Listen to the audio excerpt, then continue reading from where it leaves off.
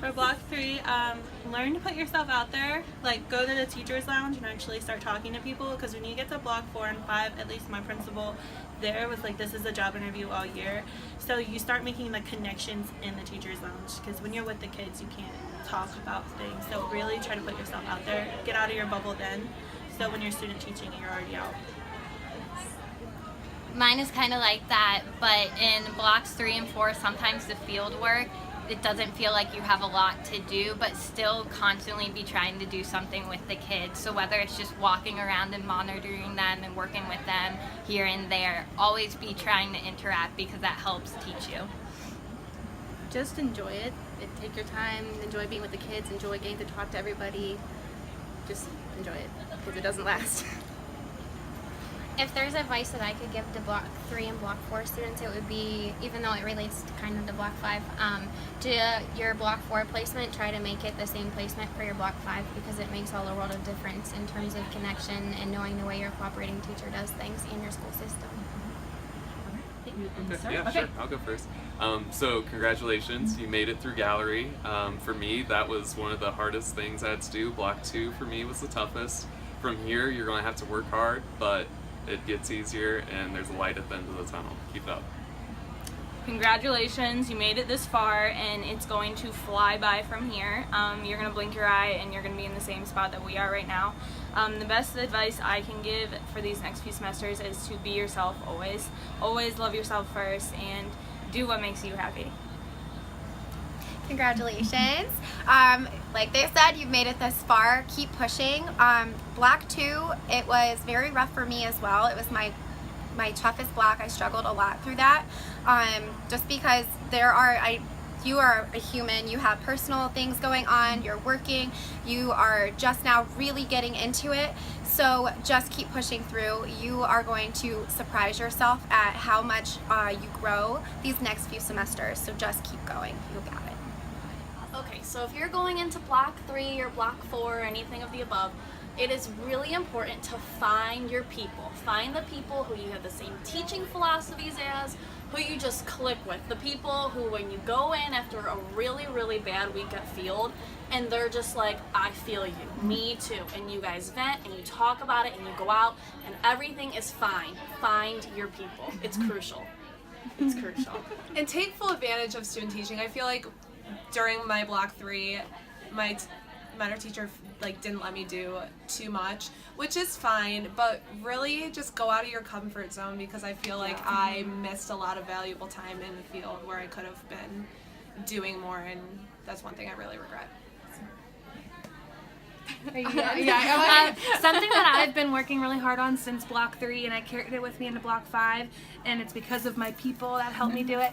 I took full advantage of just being around the children. When you come to block 5, a hard wall I've hit is that I'm going to be done in a couple of days, and so since block 3 I've been getting to know my students. I know them so much more than for what they can do on paper or what they can do about math. Get to know your students, and that will only make your passions and your bad days that much easier. And your people and your kids are going to become your life, so make sure you nourish that. Keep that well maintained.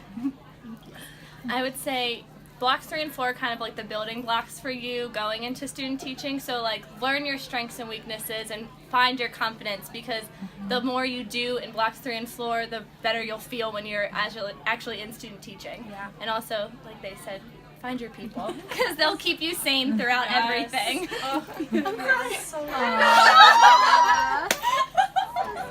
Wait, are we going? Yeah. Oh, okay. Well, I think that block 3 and 4 is a time where you get to kind of see what grades that you like. I know that a lot of you are going to be transitioning from the preschool, and I was in a 3rd grade most of my time, so I got to see that huge range, and it kind of shows you the kind of teaching styles that you might like, and the grades, and I think it's a good time to kind of figure out the kind of teacher you want to be. Go ahead. I would say definitely try to build a relationship with your mentors, because in block 3 and 4 and 5, I had the best relationship with both my mentor teachers, and that made everything a lot easier. And they're gonna be there, so when you do graduate, you can always go back and talk to them if you need help. That's really true. But definitely try to build some kind of relationship, and it makes everything a lot less awkward if you can talk to them and not be oh, can I go over here to teach? Yeah, you spend a lot of time Yeah, with feel them, comfortable. especially in Block 5. Another thing, like, don't be afraid to like branch out within your school. Like, I got to know a lot of my teachers really well, so I could go to different classrooms and see different approaches and get different advice. So that was very helpful instead of like just having your mentor teacher. So branch out.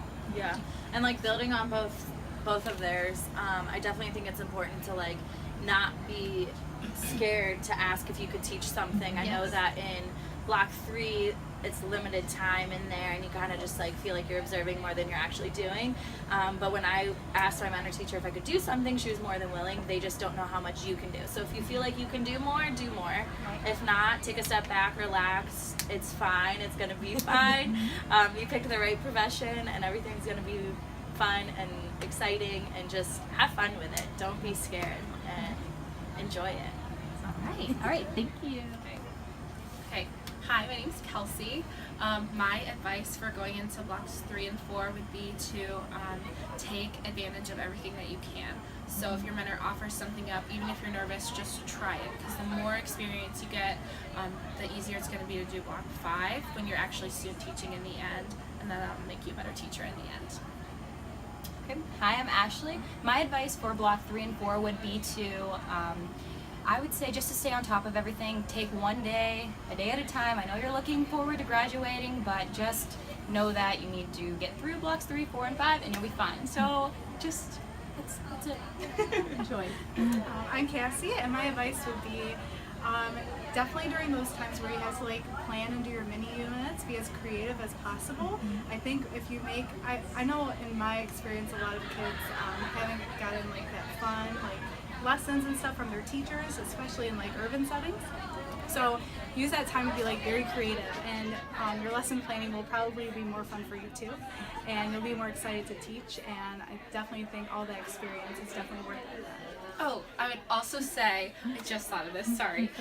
Take your OAE Foundations of Reading as soon as the phonics class in Block 3 is over, because everything that you learn in there is on the test, and by the time you get to Block 5, it's a little fuzzy. So take it as soon as you can. By the practice test too. Yes, it sucks paying for it. Quizlet on Foundations of Reading. Yeah, but by the practice test, it's worth it in the end. Good luck. All right, you can introduce yourself again. I'm Courtney.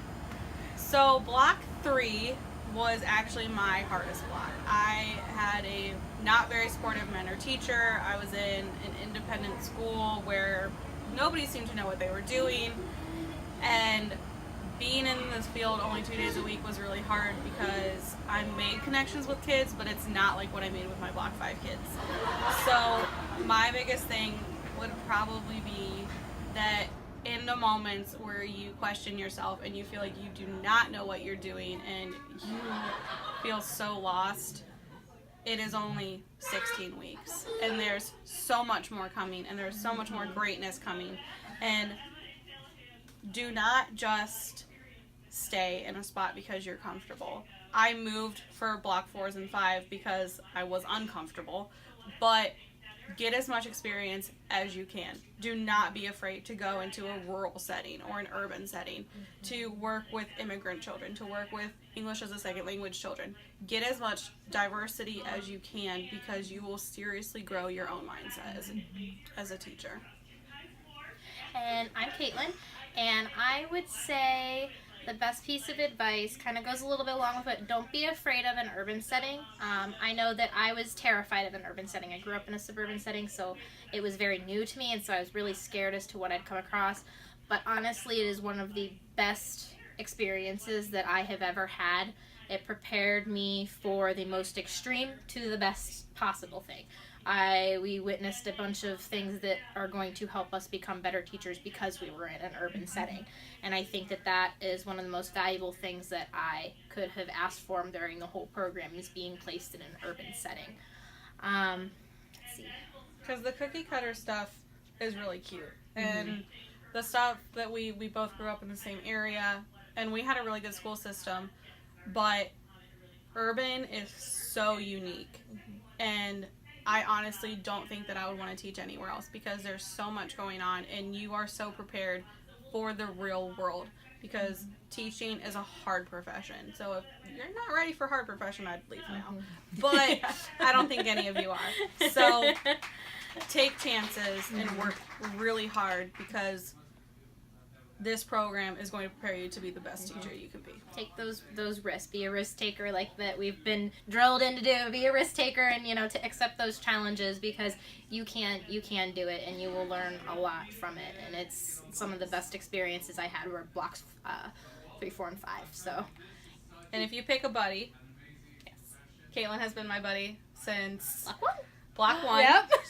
So, and it was amazing how we met in a class that didn't even know we even lived near each other.